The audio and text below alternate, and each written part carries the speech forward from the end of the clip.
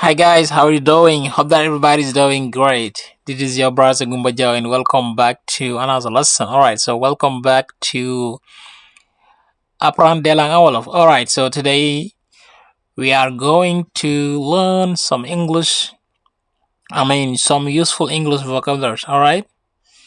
mbokk ñu ngi leen yu baax di leen ziar ñaan yàlla kat di fekk leen ci jàmm di leen dalal baax a baax ci seen benn bi English jàng anglais jaar la ko ci làkk wolof di leen dalal baax a baax ci seen chaîne bi di apprendre des langues en wolof. Alright, so today inshallah rabi ñu andi leen ci yenn ci expression yoo xam ne ngeen ko soxla pour seen njàngum English. Alright, so without further ado, let's jump right in. Okay, what are you looking for? What are you looking for? What are you looking for? Lan ngay seet wala lan ngay wër. Nga gis benn waay muy xool benn mbir wala mi seet benn nga bëgg ko laaj angal da nga naan ko what are you looking for? What are you looking for? What are you looking for? Lan ngay seet wala lan ngay wër. Be careful. Be careful. Be careful. Moytul. Moyul wala nga ne ko watch out. Watch out.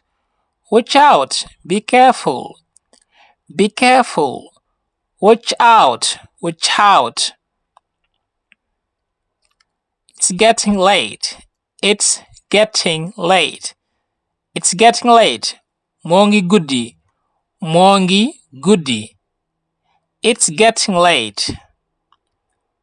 Alright, kon di wax ñi nga xam ne dañoo bëgg a jàng anglais ba tey jaaral ko ci làkk wolof am na ay formation yu 3 mois yi ñu faral di def jàng anglais jaarale ko ci làkk wolof ci loo xam ne si ne maanaam lépp 13000 francs donc nga ciy fay maanaam ci 3 mois yooyu yëpp inshallah rabbi ku ci bëgg bokk mën nga ñuy jokk ci numéro boobu ngeen gis noonu ci whatsapp bi 0033 bi 758 40 87 55 képp boo xam bëgg nga jàng anglais jaarale ko ci làkk wolof inshallah dinañ leen ci jàppale baax a baax pour ngeen am ci ubbeeku. Donc am na formation bu war a démarrer ci mois bi ñu dëdmal avril bi donc inscription yi commencé na ku ci bëgg bokk mën nga ñu jokk ci numéro bii ni ngeen gis noonu moo nekk ni 0033 bi 758 40 87 55 nga jokk ñu ci whatsapp bi. Donc formation bi avril la mai juin donc inscription yi démarré na donc ñoo ngi ci ku ci bëgg mën nga ñu jokk ci numéro boobu noonu jàng anglais jaarale ko ci làkk wolof. Alright guys, don't miss it out. Let's continue. That's not enough. That's not enough.